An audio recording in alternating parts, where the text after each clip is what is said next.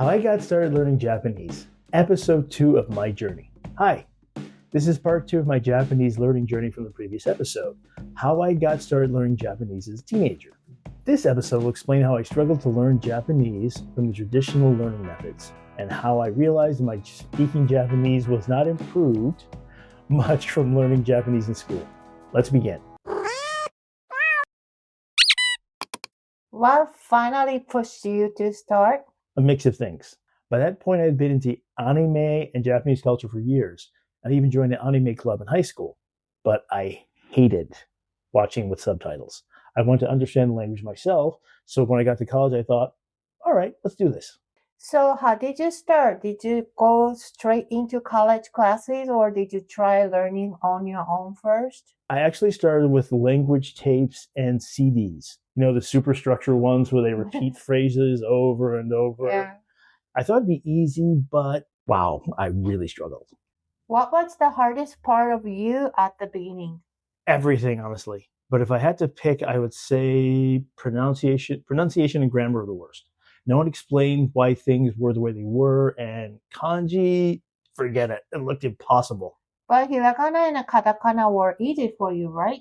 Yeah, those actually clicked pretty fast. But kanji felt like this massive wall. Since I was studying alone, I didn't have anyone to tell me if I was saying things wrong.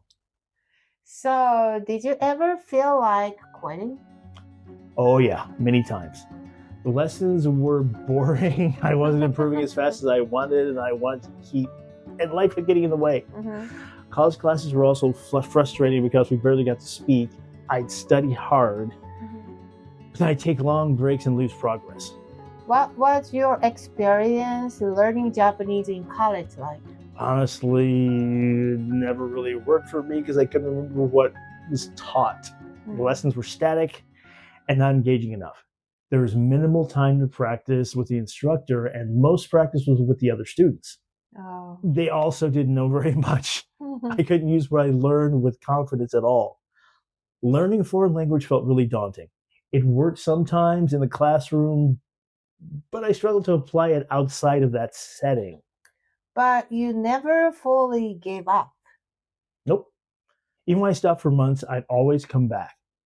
The desire to be fluent never left me. I just didn't know how to make learning fun and consistent. So one thing that I learned when I was in college is that I was never doing things correctly. And what do I mean by that, you may ask?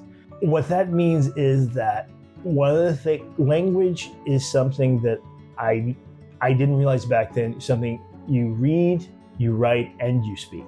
And I was basically just doing the first two. I wasn't speaking because I was afraid of making a mistake.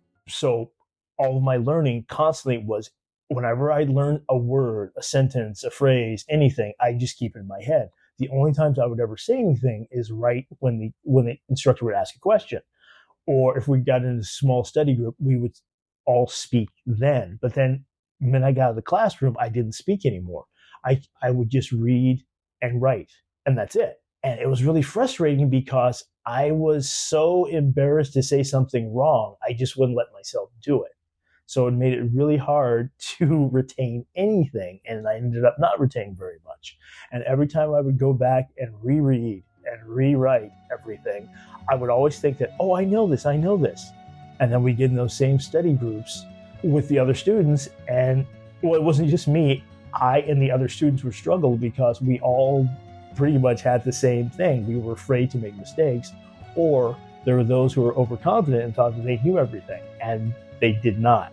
So how many people in a study group when you practice speaking Japanese? Like 3 people, 4 people, or It was like 4 to 6 usually, 4 to 6 people usually. 4 to 6 people. And so then she would give us an assignment, and then a class assignment, something we just make like something we would say between the different people. We'd have different characters we would have, and each of us would be assigned a character, and we'd have to say something. So the first assignment she wrote, and after that we would have to create later towards the end of this, especially in Japanese too, we would have to start writing our own scenarios. Oh, wow. But the thing is, though, what was weird is that at first all of us were really confident, thinking we really knew what we could do, and that wasn't the case because it was always ended up being wrong. And it was so funny how wrong. And the people that were usually the most wrong were either people that were overcautious, worried about mistakes, and the people that were overconfident. They always made the most mistakes. Yeah, it happens in a different language too. Yeah. So, how long is the speaking practice in group? If it's something that we just learned, it's usually about maybe 10 to 15 minutes. If it's like a group assignment that you would give, it could be 30 to 45 minutes. Also, if you have assignment for practice speaking in your group, you have to get together after class and then practice. No, we did it during the class. We never did During the class. It was always during the class. It was never after the class because no one had the schedules to get together to speak.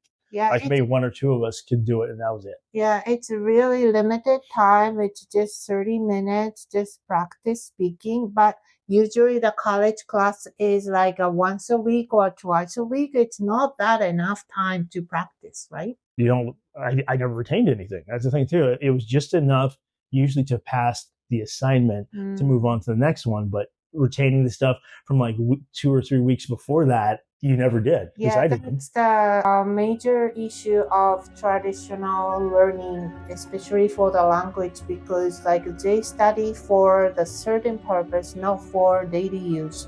And just study for the certain words, certain phrase, just memorize it in a short term.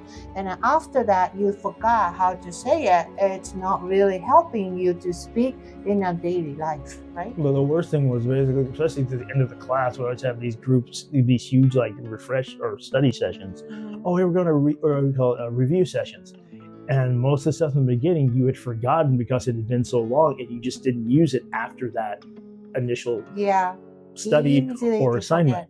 And so it was gone to, oh yeah, I remember that word, but I don't remember what the word was for. So you remember that, oh yeah, we'll go to the review session, and then the exam comes up and you're like, I should know this word, but I forgot it. So you just do the best you can. That's it. It happens. And that's where we'll end today. If you guys enjoy hearing about Ian's journey so far, because in the next episode, we'll talk about the first time he tried speaking Japanese to a native speaker. It didn't go as planned. If you like this video, like and subscribe. Thank you for watching, and see you in the next video. 見てくれてありがとう。またね。